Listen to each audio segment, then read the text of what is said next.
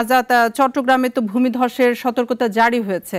নগরীর কি পরিস্থিতি, আশপাশের এলাকা বা পার্বত্য জেলাগুলোর বিস্তারিত কি তথ্য আছে আমাদেরকে জানান। ধন্যবাদ শারমিন। আমি এখন আছি আগ্রাবাদ সিটি আবাসিক এলাকায়। আসলে টানা বৃষ্টিতে চট্টগ্রাম নগরীর যে নিচু এলাকা গুলো তো সকাল থেকে আসলে তলিয়ে গেছে। আর কোনো জায়গায় কোমর সমান পানি হয়ে গেছে, কোনো জায়গায় বাসা বাড়িতে আসলে পানি ঢুকে পড়েছে। চট্টগ্রাম নগরীর বাকুলিয়া, হালিশহর, মুরাদপুর ২ নম্বর গেট, আগ্রাবাদ সহ বিভিন্ন এলাকায় ইতিমধ্যে আসলে পানি জলাবদ্ধতার সৃষ্টি হয়েছে। পানি বাড়তে শুরু করেছে মূলত বলা যায়। এছাড়া আমি উপজেলাগুলোতে খবর নিয়েছি, চট্টগ্রামের ফটিকছড়ি, বোয়ালখালী এবং সীতাকুণ্ড এলাকায় প্লাবিত হয়েছে। অন্যান্য উপজেলাগুলো তো আসলে পানি ঢুকে পড়ছে।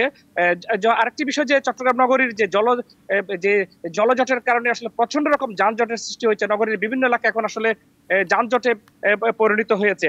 আরেকটি যে সিভিল সার্জনের সাথে আমরা কথা বলেছি, তারা জানিয়েছেন যে সিভিল সার্জন অফিস থেকে জানিয়েছেন 290টি মেডিকেল টিম আসলে তারা প্রস্তুত করে রেখেছে। আর আবহাওয়া অফিস সাথে আমরা কথা বলেছি, তারা জানিয়েছে যে এরকম বৃষ্টি প্রায় 48 ঘন্টা, অর্থাৎ আরো 2 দিন এই ধরনের বৃষ্টির একটি সম্ভাবনা রয়েছে।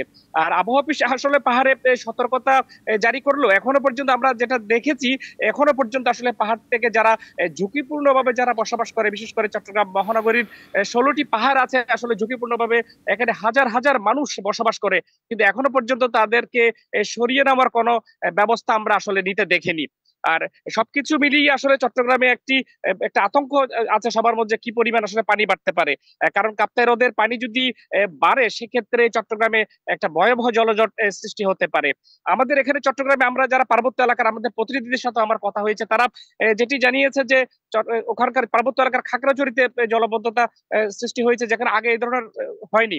তো সব মিলিয়ে ভূমিধসের যে আশঙ্কা করছে আবহাওয়া বিশেষজ্ঞরা।